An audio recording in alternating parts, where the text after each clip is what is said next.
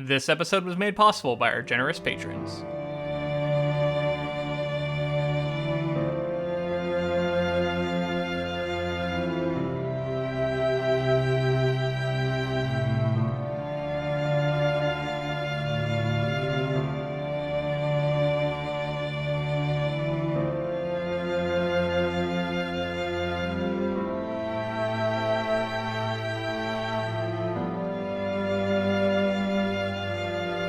Welcome to episode 164 of the Ink to Film podcast, where we read the book And then see the movie. I'm James. And I'm Luke. And this week we discuss Neil Jordan's 1994 film, Interview with the Vampire.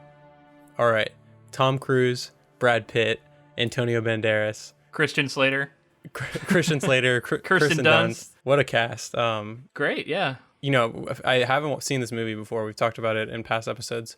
It's weird because I kind of knew the reputation, right? I knew that people enjoyed it, and I sort of had some context clues as to what some things meant and cultural osmosis, but it's not the same thing as seeing this film, and I'm glad I've finally seen it.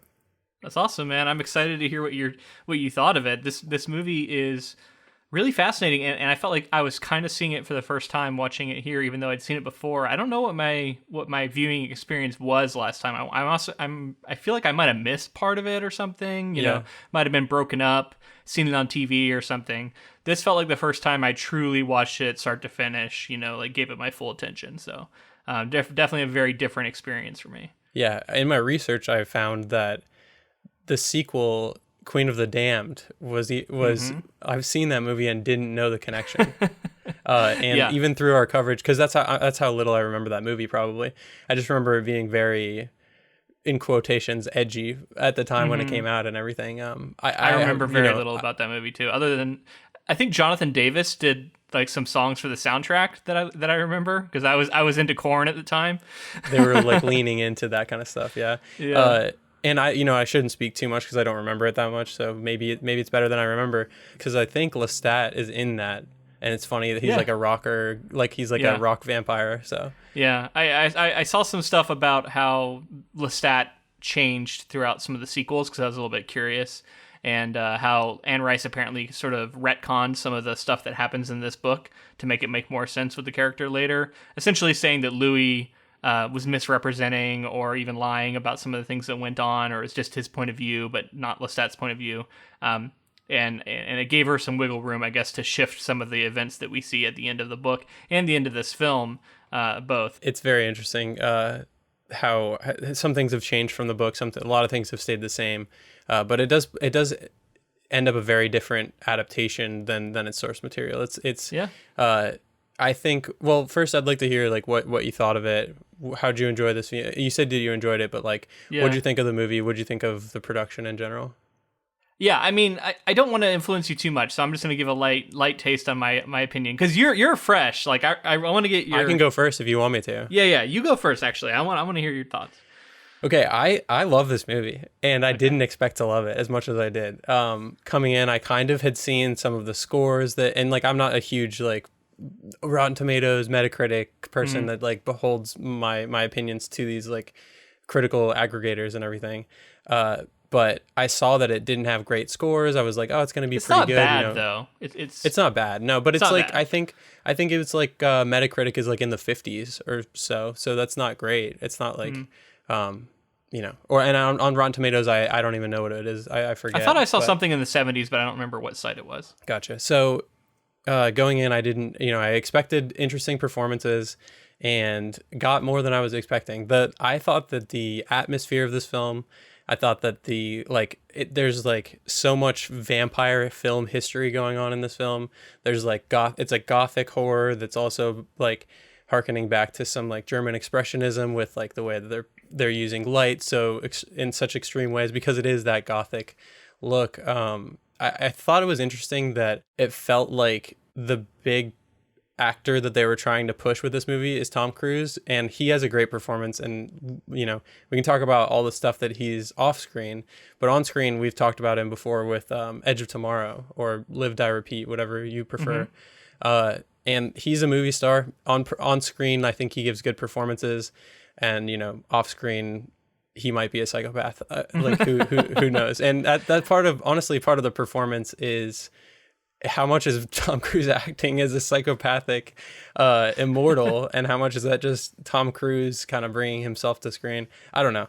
I liked it. I thought that it was a great performance, and then bouncing off Brad Pitt, and then young Kirsten Dunst. Like I thought those three were magnetic. Great cast, and then to talk about the sets were amazing. These like giant cathedrals and the locations they were going to, and just like.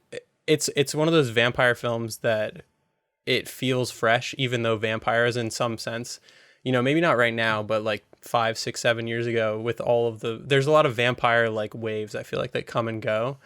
And I feel like you could watch this one at any time because it feels timeless in a way similar to the book. Like I talked about, like I think they were going for sort of a timeless, because it does take place over such a long period of time and these vampires are immortal beings. But I do think if I was to say some things one thing is that I don't think that it had some of the introspection and sort of philosophical things that the book obviously had, which, I wasn't expecting a ton of that, but this is more of just like a surface. I don't want to say surface, but it doesn't go as deep as the book does. And it's but it is a good adaptation of what the book represented on its face, I feel like. Yeah, I agree with most of that. This movie is solid. I enjoyed it for the most part. I have like a few quibbles here and there that detracted for me. I agree that the cast is good. I do think that Brad Pitt in particular struggled at times with the character. Uneven is, I think, the best way I would describe it. I thought at times he nailed it, but at other points, I don't know. I didn't buy him as this era character, this plantation owner. I think maybe part of it was the lack of like Louisiana accent really going on. It was like a nod in the direction, but that was about all he was giving. Same with Tom Cruise. Exactly. I also noticed with Tom Cruise, and anytime they would escalate their emotions, there's no that nod to any sort of accent is completely gone. Yeah. And I felt like the writing was a little hammy and a little bit sort of, I don't know, just sort of on the nose. A lot of characters saying exactly what they're feeling to each other. Not a lot of subtlety going on, especially early on. All that said, I think it really shifted into another gear with the introduction of Claudia, which we can talk about. Kirsten Dunst nails this performance. I thought, considering how young she is, I mean, yeah, amazing performance. Really amazing. Because you know, most child actors you bring in, it's going to be a tall order to ask them to act like they're 30, which is what they changed the character age to here, which I think was a smart change. I think that helps sell the performance because it's easier to buy her as 30 than it would have been to buy her as 65. I don't know, like it would have been just harder to wrap your head around. But yeah, I mean, I don't want to dampen the enthusiasm for the movie though, because it also has a ton of style and it is sort of unapologetic in many ways. It's surprising. Some of the gore, some of the just like how it goes there for a lot of stuff, how fabulous these vampires are, in every sense. It doesn't shy away from sort of homoeroticism and the sexuality, right? This is one of the movies that cemented vampires as being sexy. I think in pop culture, which obviously leans heavily on what the book did, but we've always talked about, like, you're never going to have the same footprint as like a big, massive movie like this, which I assume it was because this cast was all so popular, especially like Antonio Banderas in the 90s. You got Tom Cruise, you got Brad Pitt. I don't know where this was at in his career, but I assume he was also a rising star. So big time cast. I assume it was a big budget because all those sets, like you said, really well crafted. I mean, the can we talk about the costumes? Just incredible. Like amazing. So much detail in what they were wearing throughout, and then like the theater scene alone must have cost a ton of money to get to nail the way they do. Really cool. In terms of like money and if you correlate money with success, this movie cost 60 million and worldwide gross over its run 223 million. So it was a financial success. Yeah, sounds like it. And you're talking about all of the things that make it special and unique, and the effects in this are Stan Winston. who we've talked about at length and is kind of, this legendary figure in practical effects. Worked on, Terminator 2, Jurassic Park.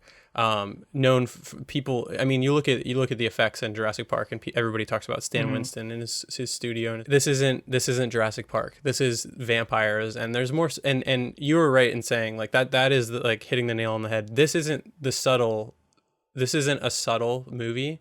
Things are on the nose. They are in like bordering into campy at times, but like reveling in the fact that it's a vampire movie and like loving it. It gets a little cheesy at times, I would say too. Yeah. And then but Stan Winston's effects in this movie are subtle effects in comparison to things that he was doing with giant animatronic dinosaurs.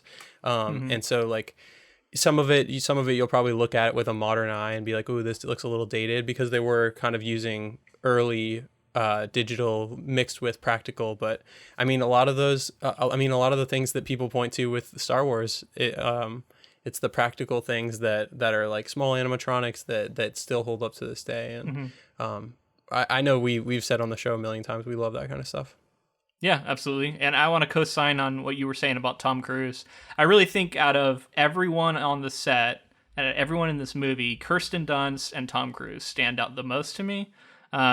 And Kirsten Dunst, like we talked about, for nailing a very difficult performance for a very young actor to try.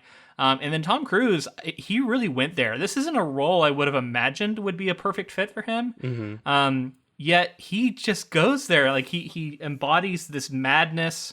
He is the scene with the prostitutes. It felt right out of the book. He really captured Lestat's sort of cruelty.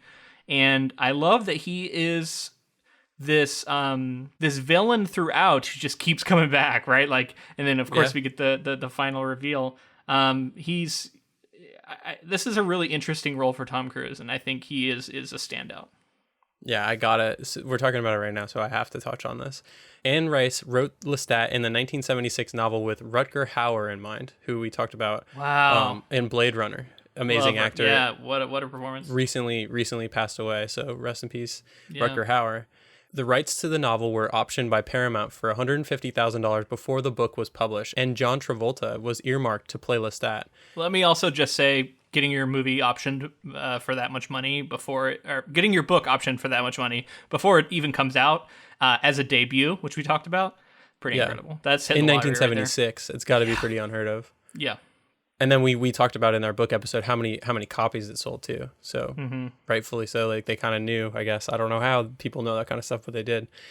So John Travolta was earmarked to play Lestat, but a glut of vampire films at the time, Dracula in 1979, Nosferatu the Vampire in 1979, and Love at First Bite in 1979, put the project on hiatus. By the time the film was in pre-production, Hauer and Travolta had become too old to portray the ever-young vampire.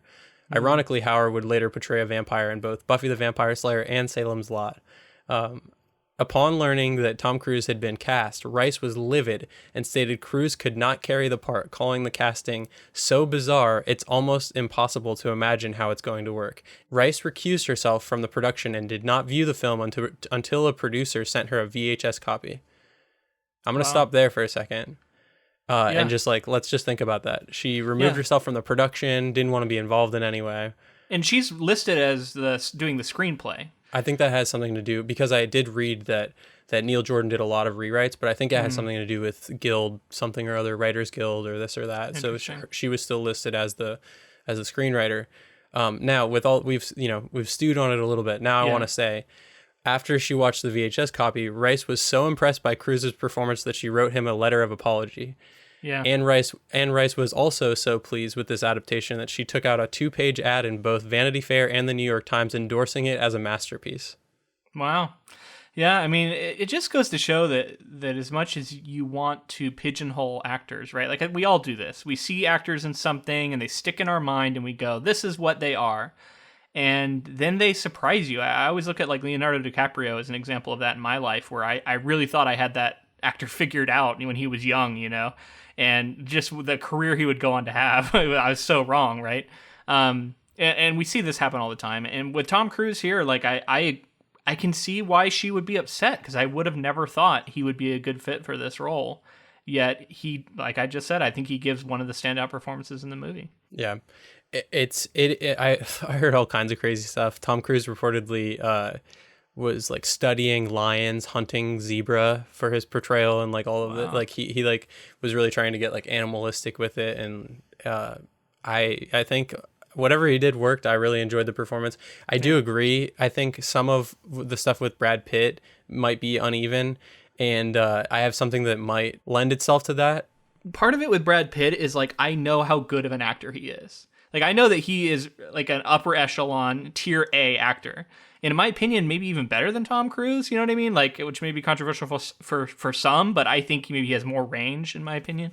And so I was expecting him to do more with Louis than I feel like I got here. And it just seems to me like this is early in his career where maybe he hadn't quite developed into the actor he would become. But he does a good job. It just, I think I'm holding him to the standard of like later Brad Pitt movies. Yeah, I mean, I agree. Like I was saying, like I think there's something uneven in his performance. I don't think that he was like I think he had some of the regality, but I think like there was something about the performance that was like, this is young Brad Pitt, and he didn't necessarily like embody the role perfectly. But I still really enjoyed him. Though. Let me tell you that. He looks the part, yeah. It's like, I mean, that's a good-looking man, and I'm sure he was making everybody, lust after Louis, which I think is important for this movie to work the way it does, right? I mean, absolutely. And like I've said all of that now, and I want to say that there's something that might be something we're picking up in their performance. In an EW interview in September of 2011, Brad Pitt revealed that he had a miserable experience while making this film. He recalled the discomfort of the makeup, colored contacts, and particularly filming in an enclosed, dark indoor area. He said at one point he called his friend and producer David Geffen and begged him for a way out, learning that it would cost $40 million. He toughed it out for the remaining months. That makes sense. He like Tom Cruise felt 100% in, and yeah, I would say Brad Pitt just did not quite feel that way. So that makes sense. Yeah. Yeah, I still love them together in this movie. It's I cool just think see. like their performances bouncing off of each other, and like a lot of the stuff, I still really enjoyed the performances. I just think if there's something that is a hang up, I think that like maybe that's what we're picking up on. Yeah, that might be it. But I want to jump into the filmmaker here. Are you ready to do that? Yeah, I'm not really familiar with him, although maybe I am, and I just don't realize it. I just don't know the name. I'm not extremely familiar either, but I'll tell you about him. Neil Patrick Jordan is an Irish film director, screenwriter, novelist, and short story writer. His first book, Night in Tunisia, won a Somerset Maugham Award and the Guardian Fiction Prize in 1979. He won an Academy Award for Best Original Screenplay on The Crying Game, 1992. He also won 3 Irish Film and Television Awards, as well as the Silver Bear for Best Director at the Berlin International Film Festival for The Butcher Boy in 1997. Jordan also created The Borgias, which is a 2011 TV series for Showtime. I remember that being pretty massive. I never watched it, though. Mm-hmm. As a writer-director, Jordan has a highly idiosyncratic body of work, ranging from mainstream hits like Interview with the Vampire to commercial failures like We're No Angels, to a variety of more personal, low-budget art house pictures. So he was approached by Warner Brothers to direct Interview with the Vampire after the success of the movie The Crying Game in 1992. Jordan was intrigued by the script, calling it really interesting and slightly theatrical, but was especially interested after reading Rice's novel. He agreed to direct on the condition that he be allowed to write his own script, though he did not gain a writing credit. The themes of Catholic guilt which pervade the novel attracted Jordan, who called the story the most wonderful parable about wallowing in guilt that I'd ever come across. But these things are unconscious. I don't have an agenda. Interesting. Yeah, and that's one of the elements that I actually felt like, was present in the movie, was way more understated than it was in the book, where like Anne Rice's grief over the death of her daughter, which we talked about in the last episode, and her questioning about what it means to be alive and the nature of good and evil and all of these things pervade the novel in a way that it just doesn't in the movie. I don't know if that's something that people want, but I can see that it was sort of left out, probably due to time and just like how do you put that on screen in the same way when you can get all this introspection. I feel like it's like you almost have to make a movie about that on its own. You know what I mean? Like that's such a large topic to try to like thread in that I think it becomes, like you said, it would become like its own sort of movie and subplot. And I did miss that in the story. I felt like that was something that I was engaging with.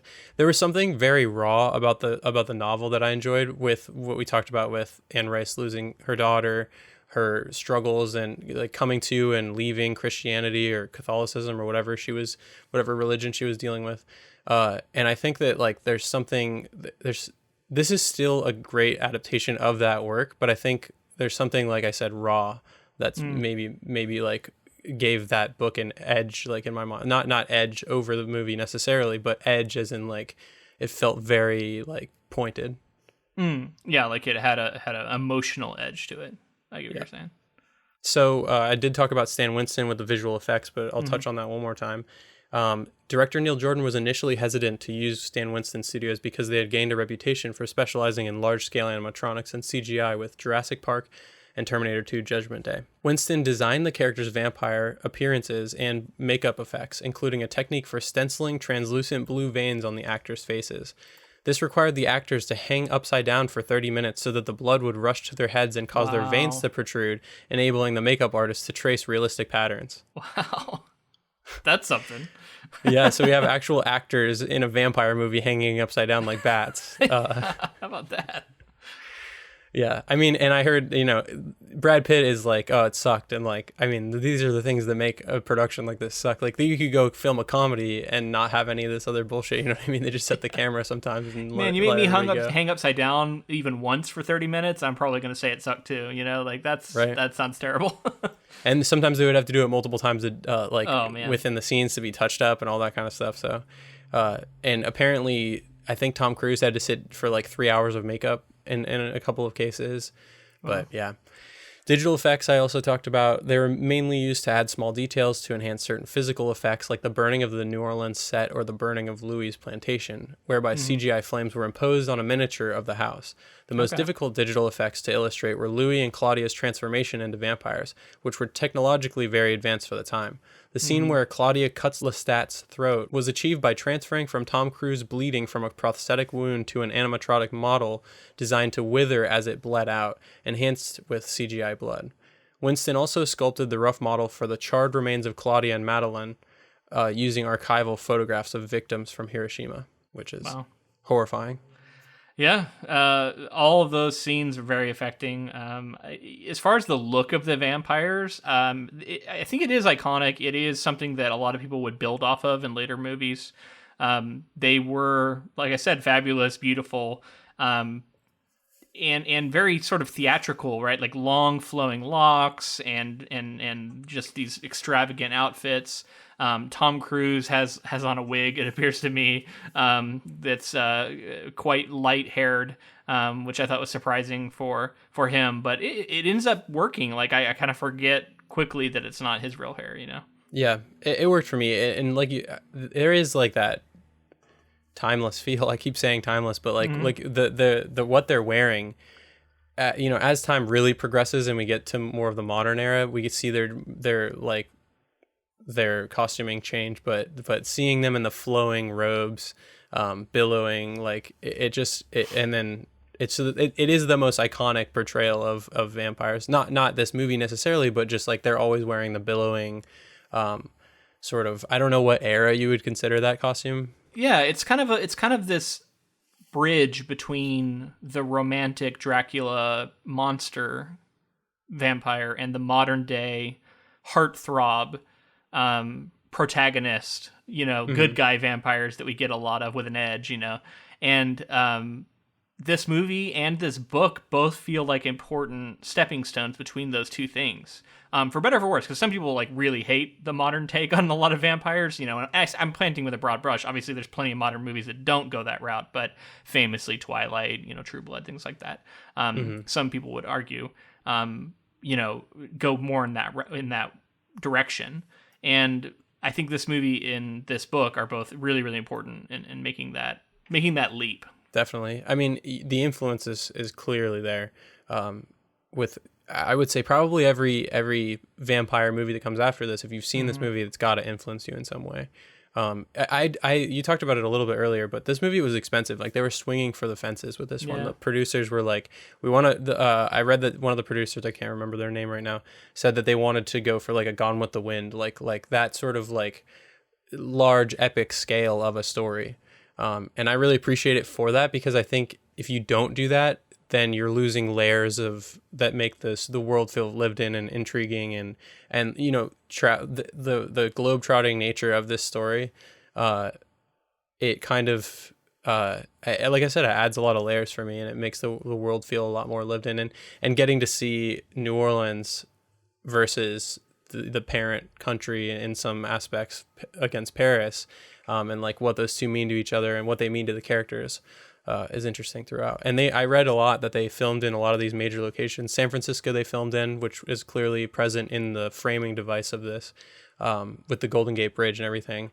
And then they actually shot in Louisiana, and they actually shot in Paris. So they were in these locations. They were also sets, obviously, for a lot of it, but it makes for a really like expansive, epic film, like Gone with the Wind. So I think they achieved some of the stuff that they were trying for with that. And they must have burned down quite a few sets, because man, was there a lot of fires in this movie. Yeah, we talked about fire stunts in one of our bonus episodes recently with the original The Thing, and I couldn't help but think about the conversation we were having about like, you know, dangers, and like there was a YouTube channel that you mentioned called Corridor Crew, right? Yeah. And they were talking about what happened in the scene and how the fire kind of gets out of control.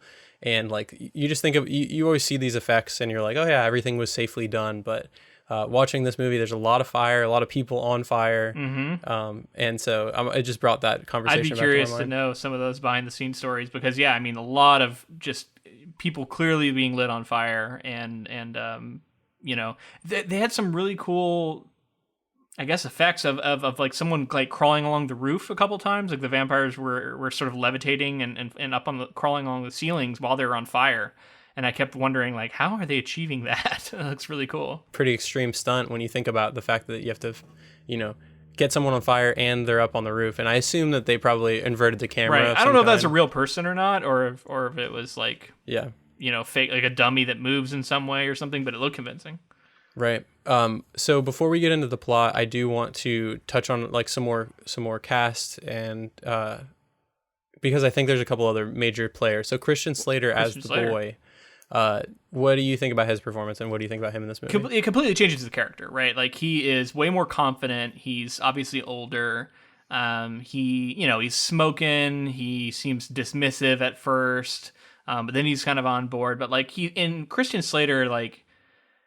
He's one of those actors that he seems like he's himself in most movies, and he really comes across. I'm like, yeah, this is Christian Slater. I've seen him in lots of movies. He's always this kind of guy, right. And he feels like that kind of guy here. But he's still good, and it works. And it just changes that dynamic a little bit, you know, between him and Brad Pitt in that interview.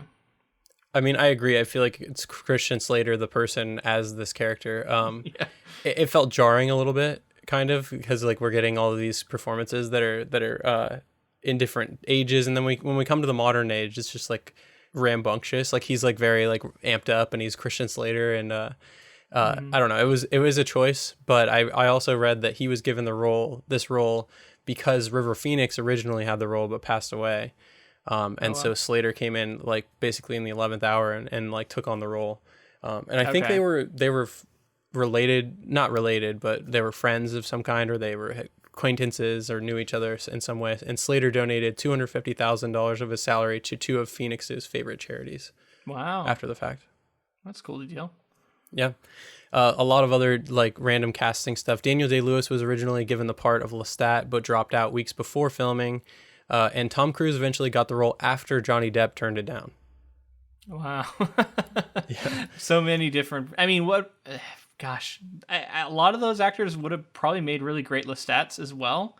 It seems like that was the role that was drawing the most attention, but then, I don't know, you also have all these people backing out, so I don't know what's going on with it. Yeah, I know that why people love Lestat, but I also really liked Louis as a character, and it seems like Lestat gets a lot more, and I think it's because we get Louis' sort of entire arc and his entire story here.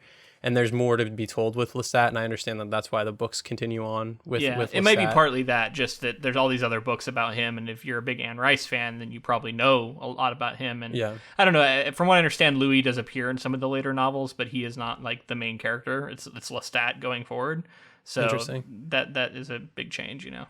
Yeah, I mean, I'd definitely be interested in checking some of that stuff out down the line, because there's others. Queen of the Damned we could potentially do. I also read that Kirsten Dunst wasn't allowed to watch this film because she was like 12 years old, and her parents didn't think that it was gonna work out because it was too scary for her. Yeah. So you said art house films earlier, and I was thinking about how that theatrical production feels a little bit art house to me. There are certain moments that I can see that connection between this filmmaker's sort of I don't know, just interesting eye. Like it is not what you would expect for a big budget blockbuster film to behave and look the way it does. And a lot of times that injects a lot of energy and freshness into these like big, massive films, because when you get, and no offense in any way to Ron Howard, because I love Ron Howard as a filmmaker, but Ron Howard as a filmmaker is like the safe sort of massive movie maker. Like, he makes huge movies and they're successful and a lot of them are great. But he doesn't necessarily have the edge like somebody who's like a young up and coming indie filmmaker who's doing all this experimental stuff on the side and then brings that into like a blockbuster. So not to say that that's what happened with this movie. I just think I like to see indie filmmakers sort of fluctuate going back and forth. And I like to see studios trust some of these smaller filmmakers, smaller in scale with their movie filmmakers. I mean, we're on record. We like the auteur filmmakers, right? Like we like a strong creative vision, and you get a little bit of that here for sure. Right. And again, I love Ron Howard, so I'm not shitting on Ron Howard. I just sure, James. I like we all know what you're really saying. Yeah. Okay, so the only other thing I have is Natalie Portman was up for Claudia. She was also in the running to potentially become Claudia, which I could also see. You know, you think of like Leon the Professional, and you can see you could see that she could probably hold her own. She plays a very mature character in that movie, so I like Kirsten Dunst in the role, though. I think it's honestly like, and I hope that this wouldn't be any offense to her, but like one of her best performances. And it's like she's gone on to do other great stuff, but this is like, I think the age also has a huge thing to do with it. It's level of difficulty for a child to do something like that. That's impressive. Yeah. I noticed that they were changing the way she dresses throughout too. Like it looked like she early on was very much dressing like a young girl, but by the end of the movie, she's wearing like really extravagant gowns and you know I think she even has like wraps and stuff. I don't know. She just looks much more like an adult in the way that she's dressing, and I thought that was really appropriate.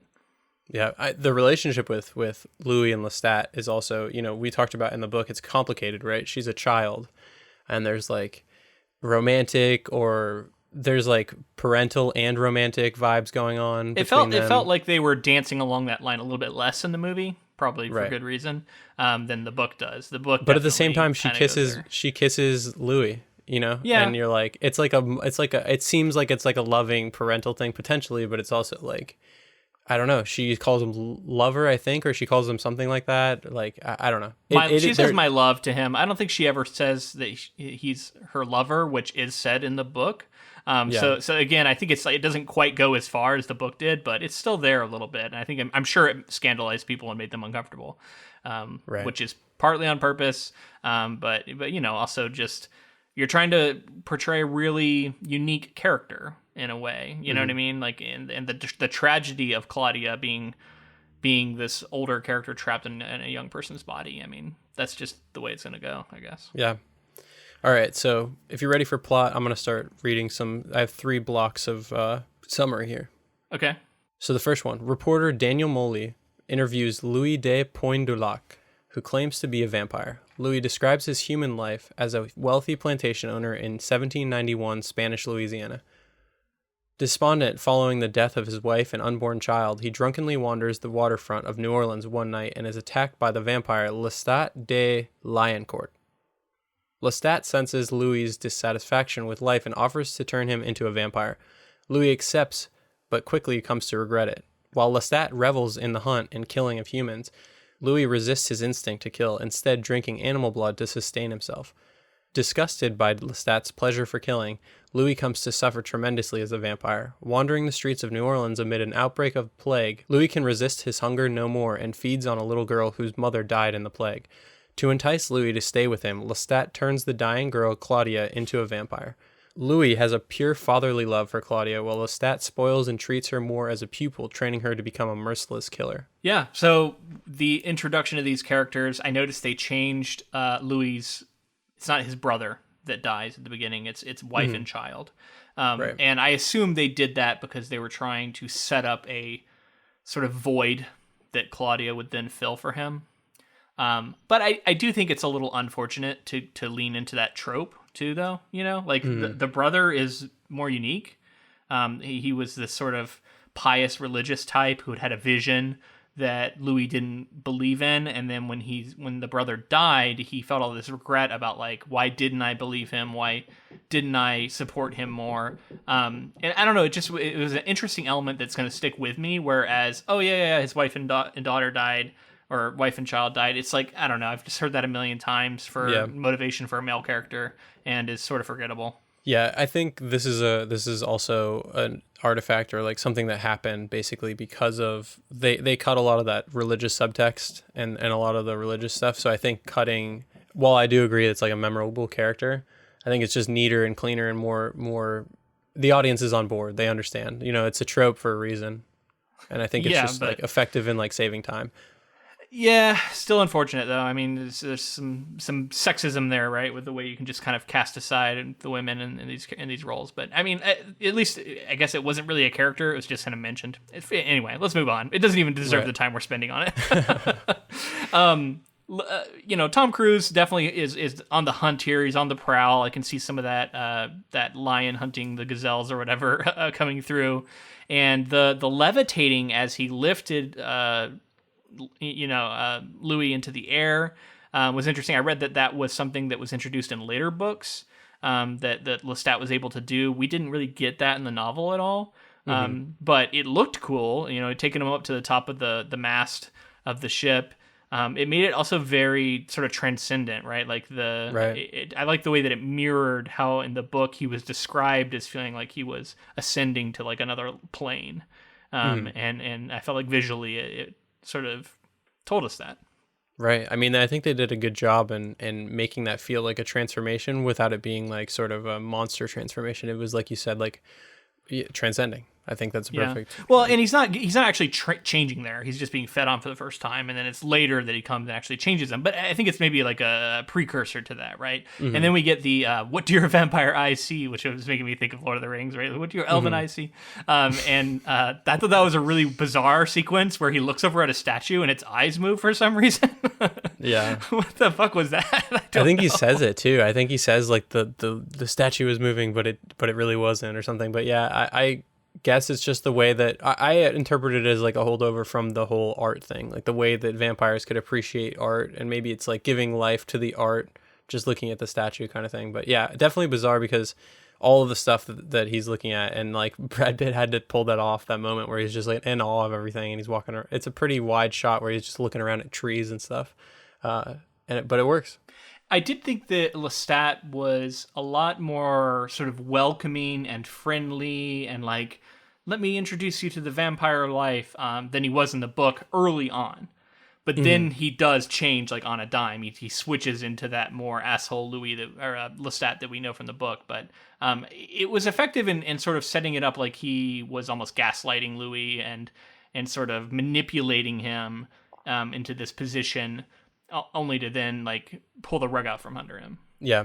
I mean, I think it was a little jarring in the book because it was basically just said that like Louis was infatuated with Lestat, and then at some point it was basically just like Lestat now disgusts me, and it's like the way that he's vulgar, and it was a quick transition in the book, and I feel like this is more gradual, like you're saying. Yeah, and we have to touch on it. There is some really troubling racism type stuff going on here with the slaves. The portrayal's not great. Again, it feels kind of similar to the book in that it's like they deal with it a little bit, but they really don't engage with it in the way that it probably deserves. You have the slave character, who you told me the name of the actor, and I've Thandie Newton. Thandie Newton, young Thandie Newton is in this. I didn't even recognize her. You told me later. And that character, like, I think is sort of embodying several from the book. And I don't know, it just felt like that whole part didn't really go anywhere because it's Louis who then ends up burning down his own home. It's not his slaves, in like an uprising situation. I don't know. It didn't feel like it was really handled very well. And then I think there was some instances of blackface going on. It was very tribal. It felt really othering to me. And I don't know. I'm sure it played in the 90s okay, but to today, it just felt like this would cause a huge uproar if this movie came out, like in 2020. And rightfully so. Yeah, definitely. I think it's also doing the what was done in the book too. Like we talked about this sort of like weird holdover idea of this African being un-Americanized, and they're very like close to the spiritual world because of this and all that. And so like it's definitely clearly a connection to that. I do want to ask you while we're here though. So, if you're portraying this time period, I just want to ask what your opinion. We're two white guys. I just want to know your opinion. If you are going to have this, it was a thing that was going on at the time, and to not have it be shown at all, obviously, would be to also be doing a massive disservice. Do you think it's just that there's a right way to have slave characters in these movies, and like how do you navigate that in your opinion? I mean, it's really tough. I would absolutely speak to someone who knows better than me. I would consult. And then I would think you would have to give them a little more agency. I would like to see them actually burn down the house for one. I felt like some of the scenes of them like making a lot of noise and having their like tribal dances and stuff was like, that was going a little too far. And then you have these like rich white guys in a house being like annoyed at all the noise. I don't know. It just didn't sit well with me. I don't know. It's one of those things that's tough to say for sure, but like you kind of know it when you see it. And then, it was like they were just they played a role and were discarded in a way. And then Louis gives like a blanket, you're free now kind of statement here, which I don't even know if he does that in the book. I don't remember him actually doing that. I don't think he does. Yeah, I think that was like their slight update to try attempt to have some more. I don't know, wokeness to understand like what they were trying to do, but at the same time, it doesn't go far enough. Clearly, I just asked it because like I also felt the same way. It definitely felt like it just like they didn't pull it off, and you know what it probably is just like white people's interpretation of what happened during slavery, when like they probably didn't have a black person in the room to give perspective or to not that they would have, not that they needed to have been. I just think like it's a perspective that is there. You're portraying them as characters in your movie, so you should at least be informed enough to know like accuracy and like be cognizant of like what you're saying and how you're portraying characters and stuff.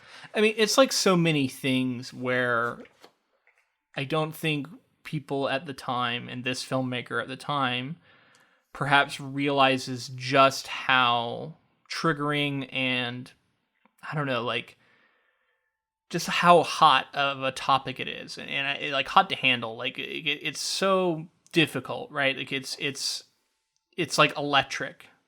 And you're dealing with this topic, and if you're not gonna give it the attention and the care that it needs, then you're going to set yourself up for this kind of criticism, because it just feels like it was thrown in almost casually and not necessarily it's given almost the like, weight of the tragedy of like human slavery deserves, Now, sure, Louis goes on to sort of dismiss much of human life, as much as he like, wallows in his despair and talks about how much he feels bad about killing people. He kills plenty of people.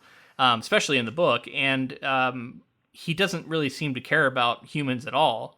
So I don't know, you can kind of hand wave it that way and say like, oh, he doesn't care about anybody, but I don't know that it really fixes the problem. But like I said, it seems like a little bit of a holdover of the time. It's just like, if this movie had come out today, I don't think people would be as forgiving of it as maybe they are now.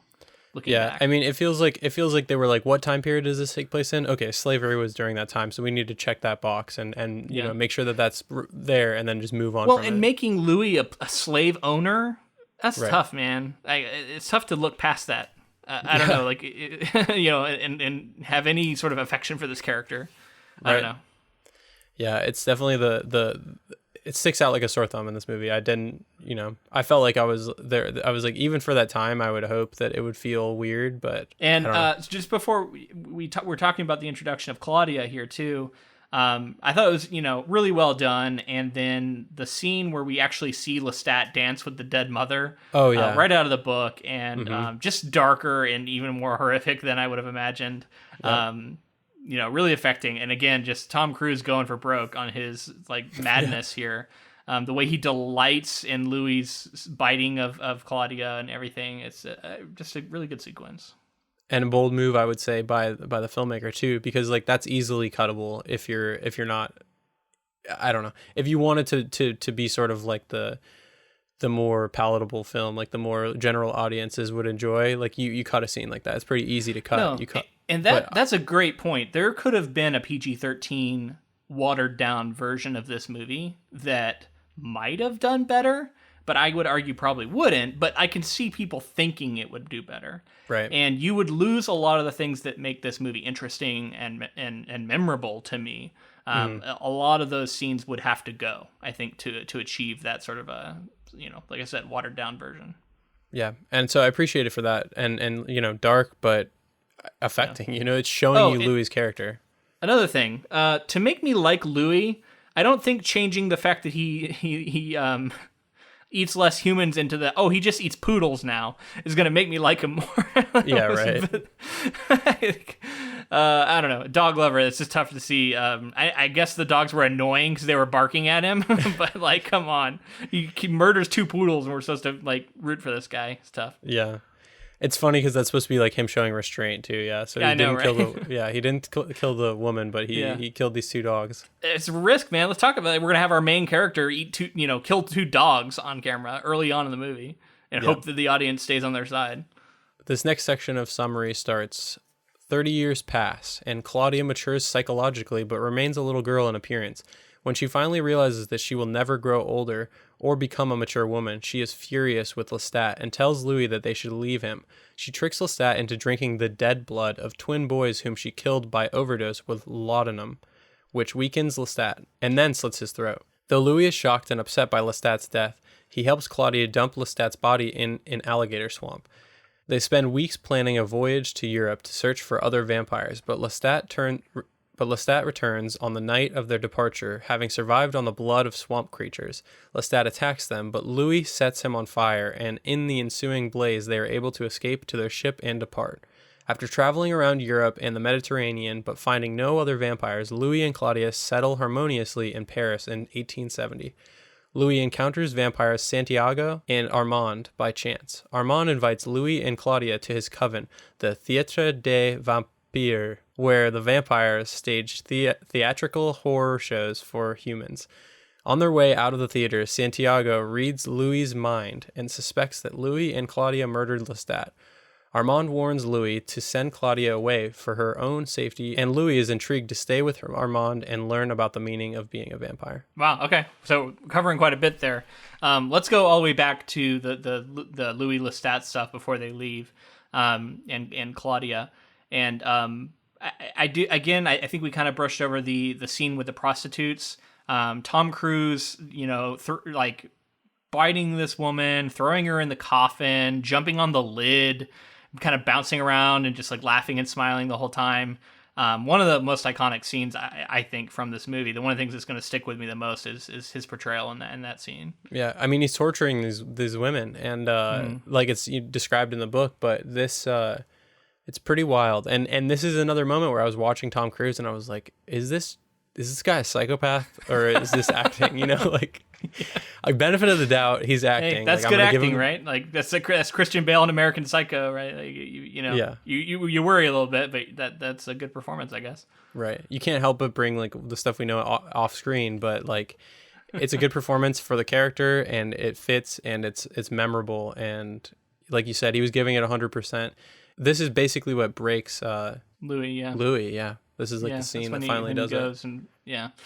That's when Claudia is first made. So going to Claudia too, her you can see why this movie is so big for the LGBTQ plus, movement and culture, because it's two fathers essentially with a daughter here, right? And there's so much of this sort of playing with sexuality throughout. But Claudia is raised and is shown, and in fact, she seems a little bit less vicious than she necessarily was. Like, she was really vicious in the book. She does a little bit of that stuff early on, but like she's almost animalistic at times in the book. But yeah, I mean, she's like feeding on whole families, feeding on like the dressmaker and her, all of her tutors growing up, and it was all very effective. And then it culminates in the woman that is like dead and rotting among the dolls, and Lestat getting all upset at her for never in our own home and stuff, which I don't know. I think that was kind of an addition, and I think it was effectively done. Right. I mean, that the lack of humanity we talked about in the book, the child that never knew humanity well enough to understand, and then we're watching and going along the journey with Louis while he's trying to hold on to that shred of humanity he has left. And like you said, there is some of that subtlety that's not in this film. That was in the book, like the moment when he eventually does turn Madeline for Claudia, he says like, "Oh yeah, I've lost. That was my last shred of humanity," and like that. You didn't have to say that. It doesn't have to be dialogue. It's kind of clear, but I think there are moments of subtlety to this movie, and I think there are other times that maybe not. This stuff with Claudia, I think, is pretty well done, and she's scary, right? It's scary to see a child with this wielding like this power and not understanding. It makes for a scary character, but you also feel bad for her, obviously.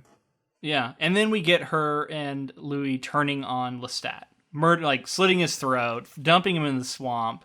And then the surprise reveal as he comes back and he's just this like zombified, horrific. I mean, what great makeup, right? He's playing the piano, so it's very theatrical. He's got the gauzy stuff kind of billowing in front of him, so you can't quite see just how horrific he is at first. And then we move in and see it even closer. Just looks great. Such a cool moment. And then one of the stumbling points for me in retrospect, and I look back at the book and it's a little bit there too.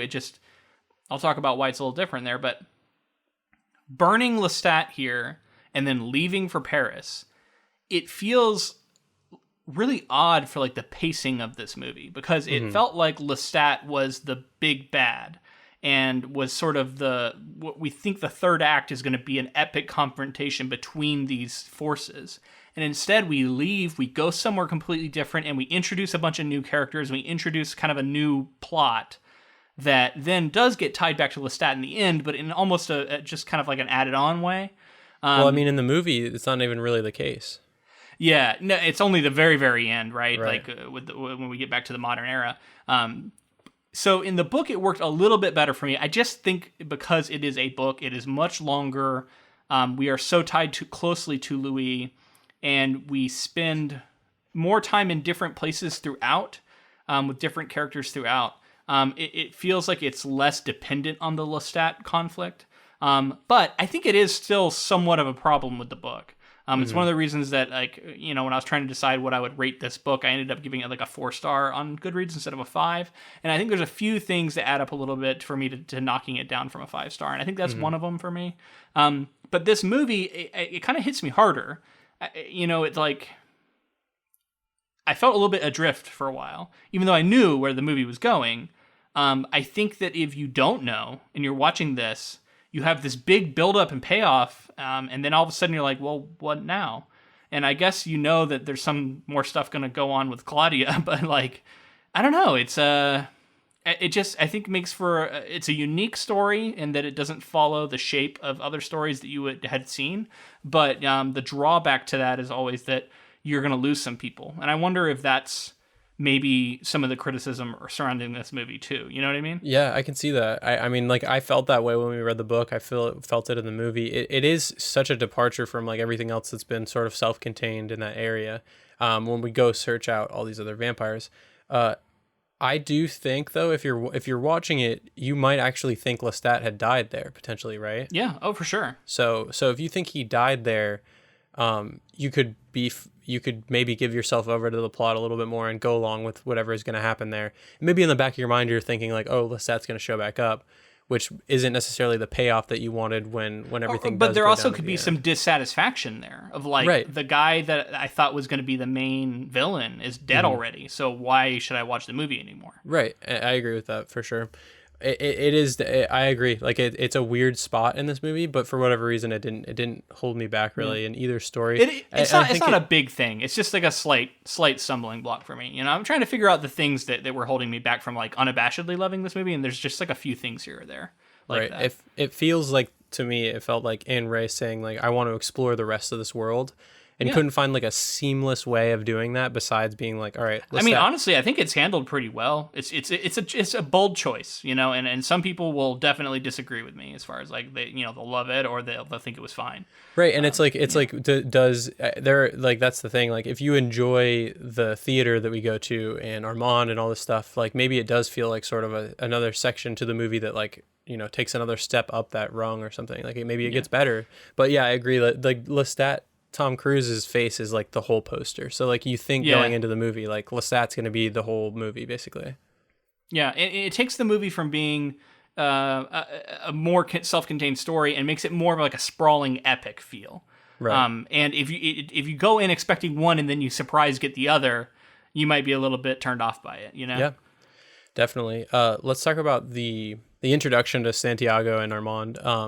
I did not know. We skip all the Transylvania stuff, by the way, which I assumed they would because I didn't remember it. But they definitely, we get like one picture of something that looks kind of like Transylvania that Claudia's drawing at one point. We also get the pyramids, and that's all the only pyramids we get. But yeah, completely skip over all that stuff, which is a fun bit in the book that if you're curious about, I would recommend reading because it is a fun extra bit of information about what goes on in Europe. Yeah. I did not know Antonio Banderas was in this movie, and I didn't know who played Armand. Oh, you didn't? So when we got to that, I was like, holy shit, amazing. Like, we go from Tom Cruise to Antonio Banderas. Like, what a cast. And I was like, perfect. I was like, perfect casting for Armand, in my opinion. Yeah. I liked the first scene where Santiago gets introduced, like, sort of doing the mime thing really, really well. And it got pulled off in camera really well. I actually wanted that scene to go on longer. I don't know, like I love the part where he started walking on the roof. Yeah, I was like really curious about how they achieved that effect because it looked like it was all practical, and it looked really cool. And I was just like, man, I liked Santiago being sort of a buffoon there, and I wanted maybe just a little bit more, just like 10% more. Right, and the performance aspect of it that then leads us into the theater where we get like a full play that I also really enjoyed. It had like the theatrics of what I think Neil Jordan saw in this story from Anne Rice. Like I love this. Yeah. We get to see a stage play, and it's done. And for whatever reason, seeing it was a lot more clear to me, and it made it more effective than it was for me in the book. I did enjoy it in the book, but something about seeing it and understanding the crowd and the like sort of tone of how the play was playing and how the audience was reacting to it. And that's probably just interpretation by Jordan, and how he wanted the scene to play out. But I really enjoyed that stuff. Mm-hmm. Yeah, I mean, you got Antonio Banderas in his red outfit. He's very striking. I have to say that he, if you go by like the letter of the book, he does not look like Armand at all. Armand is said to be young, have like auburn hair, be sort of Eastern European, I believe. But I remember reading the book because I knew Antonio Banderas played him. I kept kind of inserting Antonio Banderas into the role, so it was seamless for me going back to the movie. It was like, oh yeah, here's Armand. Right. I think he does a good job. I don't know that he's given a ton to do. There's a little bit more to Armand in the book than there is here, right? Like in their relationship. Armand also, I don't know, the character's just a little different. But the immediate sort of intense attraction between the two of them and the way that Claudia is really worried about being left behind, it is all handled neatly, quickly, and efficiently. And I think it does work in the movie. So that's a tough thing to pull off, I think, as quickly and efficiently as they do. But they do it well. Oh, and one other thing about Armand. I didn't talk about this a lot in the book, but he really, I think, represents sort of the vampire daddy that Louis wanted all along, right? And didn't get with Lestat. He represents like the knowledge that he has been seeking, the guidance. And But that even does, it ends up being sort of empty. It ends up not providing what he really desires. Like, there is no larger vampire society. There's no larger meaning to any of this. And so it makes almost more sense to have their relationship be a lot shorter, like it is in the movie, than it kind of lingers for a while in the book, even though it feels sort of fated to fall apart eventually. I don't know. I can see both ways, but that element of the relationship is present in both. Yeah, I mean, he's intriguing because he's the oldest vampire and everything. And when you said daddy, it made me think of Zaddy, which then made me think of the fact that he's a vampire, so he's a Vaddy. So it's his. I don't know what Zaddy is. What is Vaddy? Vampire daddy. He's a Vaddy. Oh, I see. Anyway, he's Vaddy. Okay. But I mean, he's the oldest living vampire, so he has he's this source of knowledge. And then, like, I love the thing that I kind of missed was this idea. The oldest one he knows, I think one of the things I remember from Queen of the Damned is I think it's an older vampire. I could be wrong about that. Interesting. Okay. So one of the major things that I was missing, though, that I loved in the book was the sort of pillars, I guess, in Louis's mind that he was holding. It was like a holdover from religion. It's like Satan and God and all of these other things. And Armand also sort of brought about the end of those thoughts. So it's like he has all this knowledge, but even with all of his knowledge, he can't explain the things away that even mortals like sort of are always thinking about. Like, are these things real? What do they represent? Why do they mean so much? And so, like, it's like a crashing down for him at that moment, and it just didn't feel the same when he meets Armand. It didn't feel like anything really crashed down, other than his relationship with Claudia, because of what goes on here soon. Yeah, well, which, by the way, I want to talk about more of that, so let's get into it. Yeah, let's do it. Okay, so Claudia demands that Louis turn a human woman, Madeleine, into a vampire to be her new companion, and he reluctantly complies. Shortly thereafter, the Parisian vampires abduct the three of them and punish them for Lestat's murder, imprisoning Louis in a coffin and trapping Claudia and Madeleine in a chamber, where sunlight burns them to ash. Armand does nothing to prevent this, but the next day he frees Louis. Seeking revenge, Louis returns to the theater at dawn and sets it on fire, killing all the vampires. Armand arrives in time to help Louis escape the sunrise, and once again offers him a place by his side. Louis rejects Armand and leaves, knowing Armand had allowed Claudia's murder so that he could have Louis for himself. As decades pass, Louis never recovers from the loss of Claudia and explores the world alone. He returns to New Orleans in 1988 and one night encounters a decayed, weakened Lestat, living as a recluse in an abandoned mansion and surviving on rat blood, as Louis once had.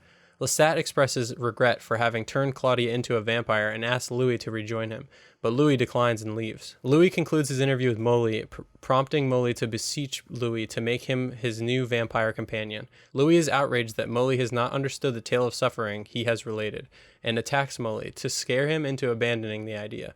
Louis then vanishes and Molly runs to his car and takes off while playing the cassette tape of Louis' interview in his car. On the Golden Gate Bridge, Lestat appears and attacks Molly, taking control of the car. Revived by Molly's blood, Lestat offers Molly the chance that he never had, whether or not to become a vampire, and laughing, continues driving over the bridge. Some big changes at the end there, but yeah, let's back all the way up to what goes on in Paris.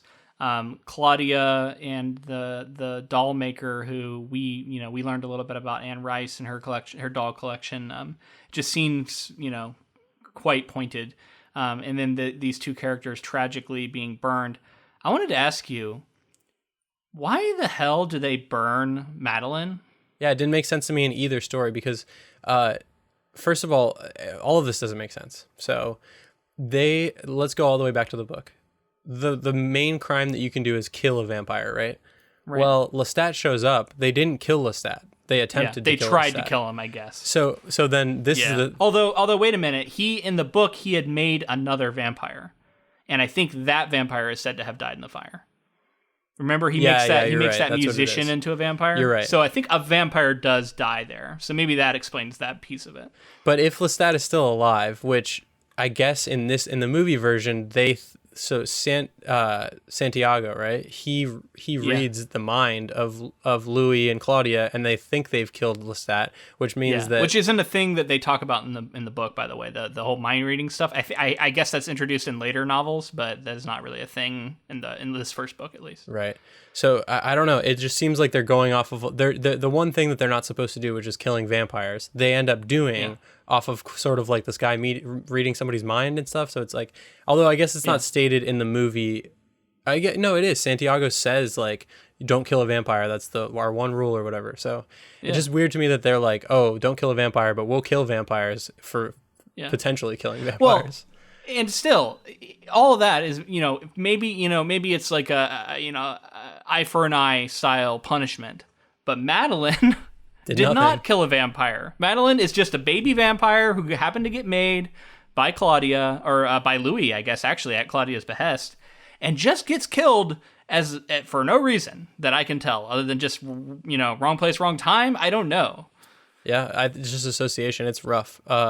And this scene is rough also. And what it does do, and I guess, in the defense of the writing, like, why do that then, is I think it makes you hate those vampires even more. So then, therefore, you cheer for Louis and his vengeance because it makes him feel even more justified. I mean, you have to assume within the context of the story that we've gotten, these vampires are clearly hypocrites. So I think they get caught up in the bloodlust. Like, they're like, don't kill vampires, but they get caught up in it, and they like wanted to kill these vampires. Especially in the book, it's not done in the way that it is in the movie, right? It's sort of more. They put them in a courtyard, I think, instead of a well-looking thing. But yeah, it's just similar. They lock them out and expose them to the sun. But it seems like, it just seems like they were sort of caught up in like killing these vampires because they did the wrong thing. And well, they're supposed to be sort of decadent and beyond, any, like, Armand has grown tired of them because of how just vapid they are. Right.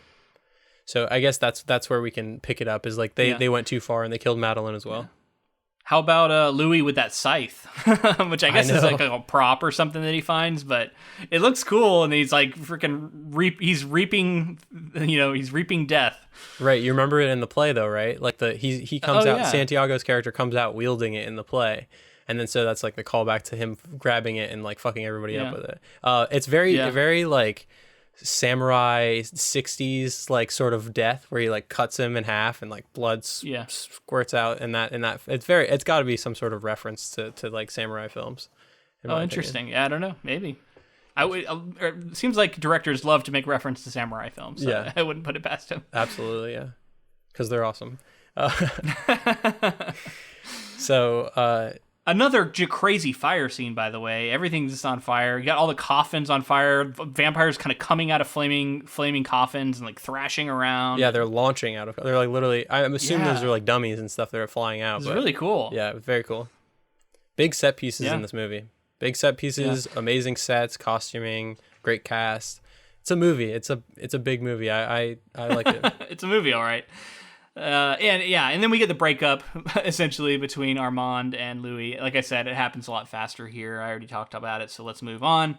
Modern day, we get an interesting sequence where Louis just stumbles upon Lestat and finds him, and he's in this like room, and then there's like a helicopter? A weird sequence where a helicopter comes down and like shines a light in the window. Like, what was that? I was like, are they raiding this house? And then it just leaves? I thought Louis like called in the SWAT team or something, and then like that didn't ever happen. Why would a helicopter fly through the window? It's like, oh, you know how modern life is when helicopters frequently fly up to your window and shine spotlights directly into them. It was so weird. I cannot explain what that was. I have no idea. I remember seeing that and being like, what? Because I thought that it was some sort of raid, like you said. Well, I don't know. It works. It's supposed to just be like he doesn't understand this modern world. He doesn't know how to survive. But I guess that is like an act or something, because by the end it doesn't seem to be the case. Lestat, or at least Lestat, like quickly got his mojo back after talking with Louis that one time. Right. Well, there is that moment of lingering where like he's like, come near me and like bring me back to my former glory, and he like they touch hands, I think, or something, and then as we're leaving, it looks like Lestat is getting like healthier just from that interaction. Is at least what I got from the scene. There was a choice that I really, really liked in this scene. It was when Louis comes towards Lestat, and Lestat shies away, but he shies away by like jumping away in the chair. He still has like strong power, as you can tell. Yeah, but he's like hopping away in the chair, this like, this like antique looking chair that he's sitting in. I just thought that looked really cool and was really interesting. I don't know, like I liked that choice. Whoever is behind it, I thought it worked really well. He looks very feeble, and then he like launches the chair really far back with like one push. And yeah, I agree. That was cool. Shows that like even in a weakened state, it shows that he could beat an alligator in even after he's had his throat slashed, kind of thing. Like even in a weakened state, like he's pretty powerful. I really like the addition of the of Louis talking about seeing a sunrise again. Me too. I had that in my notes. I know as a filmmaker, you probably like that. I have it in my notes. Let me read you exactly what I said. I said, I'm a bit of a sucker for movies referencing movies. So I did like near the bit near the end when they talk about seeing the sun on film screen. And like, that's really cool. I thought that was awesome. Yeah, it does. Again, it changes the tone a little bit of the movie than the book. Cause the book is like, it's a really dark, depressing ending with like Louis losing all hope in life and sort of, he's like bereft by the end. Right. Whereas this gives it a little bit more of a hopeful feel to me. As much as I liked it, it is a change. Right. I like because I'd never thought of that before. Like like that makes so much sense. And a filmmaker would think of movies. Like I think that's just a correlation you're going to make. So you're gonna like seeing sunrises in films and the technology like that. I think that's really interesting, fascinating thing to think about for a vampire. And then, but it was super jarring when we saw Superman. Was that jarring for you? It was a little weird, but he got to see his blue sunrise again, he said. Yeah, I was like... Is that like an important movie for like the transition to color or something? Like that early Superman film? No, not really. It was like 1970, I think, or so. Somewhere around there. Interesting. Yeah. I don't know why they chose that movie. Maybe just that was like a movie they had access to for whatever reason with the studio. So they're like, let's go with that one. I was off. It's 78. 1978. Wow, okay. Yeah, so I mean... I think it just like represents like, I don't know, Superman maybe like gets his powers from the sun, the correlation to the sun or something like that. I don't know. Maybe there's something there, but it was jarring to see in this movie that's like sort of gothic and everything. At the end, we see like spandex Superman, and I was like, what the hell? Felt jarring. Well, and it really situates it in our world in a way that, and the whole ending really does a good job of like being like, this is our world. You know, you got, I forget what the song was. It's a really iconic song. I love that song, dude. Sympathy for the Devil. Yeah. Yeah. Sympathy for the Devil. Yeah. We recently, in Alan Moore's graphic novel for V for Vendetta, I mentioned it because he like quotes a couple of lines as he's going to kill the priest. So nice. It's just a cool song. Very cool song. Yeah, agreed. So yeah, at the end here, we get the return of Lestat again. Now, this happens a little differently in the book, like we've kind of referenced. He essentially comes back during the stuff with Armand instead, and is mentioned at the end, and the boy is going to go looking for Lestat, but we don't actually see any interaction between the two of them. Where here we see Christian Slater hop in his car after getting sort of like nearly choked by Louis and driving off, listening to the interview, and then whoom, here comes in Lestat. And I thought it was a great final bit to remind you of how good Tom Cruise has been as Lestat throughout. Yeah. Because he gets like one last chance to shine here, and I think he really does. Yeah, I don't know, him taking over driving the car, saying he's going to give him the choice, and we know that Christian Slater like wants to be a vampire, so we assume we know how he's going to choose. Well, it's and then also it's an interesting feel at the end. It's very like pro vampire at the end. It's like, yeah, it's cool, vampires are back. Right, and after this movie where we've seen like horrific things and everything, yeah, it's pretty well. It's interesting because like tonally, if I guess it fits with what they wanted to do with the movie, especially when we get into the modern era stuff. It's like a totally different tone to me. Like whether we're flashing into the interview and flashing back into the story, but yeah, and then he has the line where he says like, I had to listen to Louis talk like this and talk about this kind of stuff for hundreds of years.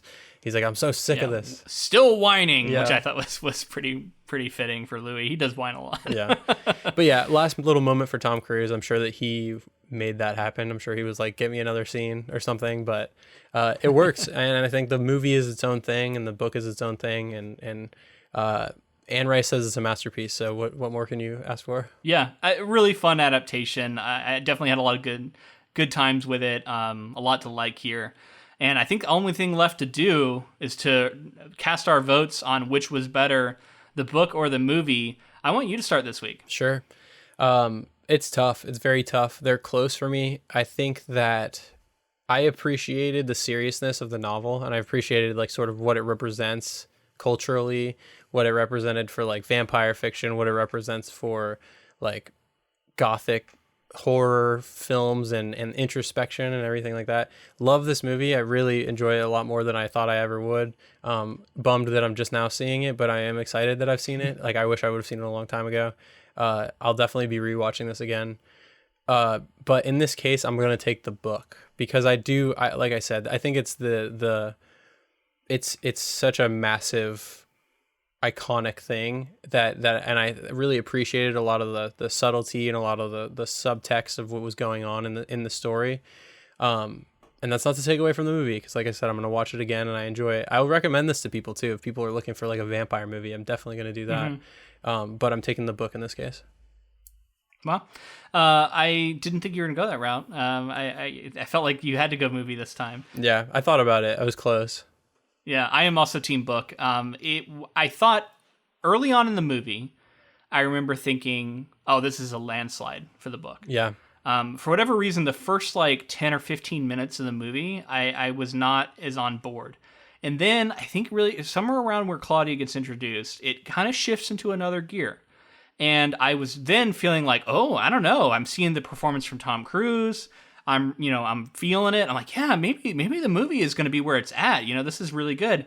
And then there's something about the changeover that I talked about in the second act for me, where all of a sudden we abandon Lestat and all the drama we built up between Louis and him for a long time, and we go do all this stuff in Paris, which is interesting, but maybe not quite as interesting. And that is present in both versions, but it stands out more in the movie for me. So while I think I've highlighted many things I liked about the movie, yeah, it is the book. I actually really liked the sense that this was a really personal novel. I suspect that once the Vampire Chronicles really take off for Anne Rice and become her brand and her thing, it must start to change. It's sort of like it has to, right? Like it has to become like self-aware in a way that this book didn't feel to me. This felt raw. This felt like somebody who is working through a horrific tragedy and really personal. And I liked all of the sort of introspection, the existential angst. And I think that says something about me as a reader, you know what I mean? Because a lot of people are going to bounce off of that, but I liked it. Yeah. So I just kept coming back to like, I was surprised by how much I liked the book. Again, not a perfect read. I didn't end up giving it 5 stars on Goodreads for whatever that's worth. I would have given it 4.5 if I could, but I couldn't. But yeah, a good book and a good movie both have flaws. I say that a lot, but for me, I'm going to go with the book. Yeah, I mean, what you said about it being raw, that honestly, like I should have said that as well, because like that is the make or break thing for me. Because like I said, this movie feels like a good adaptation of the work that was presented, but like I said before, it's so raw, and you can tell that she's writing from experience. She's writing from like sort of a sense of longing, a sense of loss, all of these things, and like it feels like weighty. It feels like there's a lot to it. So yeah, all of those reasons and everything I said before, book. But like I said, great movie. I think this was a fun project, really fun project. Both it really was, and so much fun. Speaking of that, I want to thank Jamie D for commissioning it. Stick around to the end of the episode. We're going to announce our Christmas project. But before we go for that, I do want to say, if you enjoyed this episode, let us know in the form of a rating and review on whatever app you're using right now. Or if you're on YouTube, give us a like, subscribe, all that stuff. We're not a very big podcast, but we're growing. We want to continue to do that, so help us out any way you can. If you also wanted to help support the podcast on Patreon, it's patreon.com/ink2film. We post bonus episodes monthly. I think we have like 30 of them now. There's a lot of different tiers to choose from. We're going to be revamping it in the new year, so definitely look out for that. But we really appreciate the support, and it greatly helps us improve the podcast. Absolutely. And if you wanted to connect with us on social media, we are on Facebook, Instagram, and Twitter at Ink2Film on all three. We also have a group on Facebook called the Council of Inklings. We're also on Goodreads with a Ink2Film book club. Lots of places you can join. Oh, and if you're on Patreon, we have a Discord now, which you could hop onto that, just for our patrons. Having fun on there, just getting started. So, anyway, there's lots of ways to connect with us, and we'd love to hear from you. Thank you to Ross Bugden for the use of our intro and outro music. All right, all that's left is to announce our final project for the year. It's going to be our Christmas project. We will be doing one more episode after that, our last looks episode for 2020, which I'm definitely looking forward to. Those episodes are always really fun.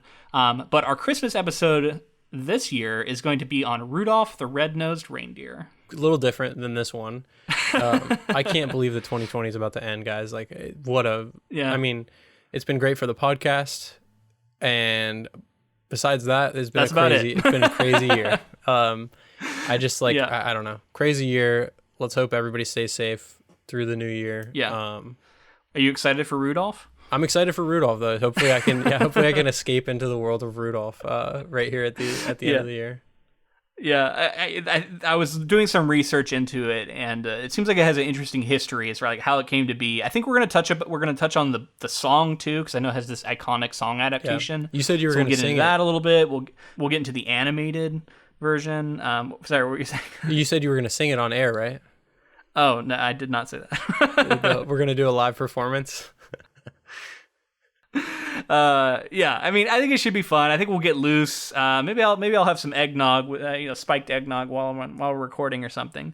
Got to get in the spirit, Yeah. Should be fun. Hopefully you join us for that. That's it. 2020 almost over. Wild. Crazy. But until next time. Thanks for listening.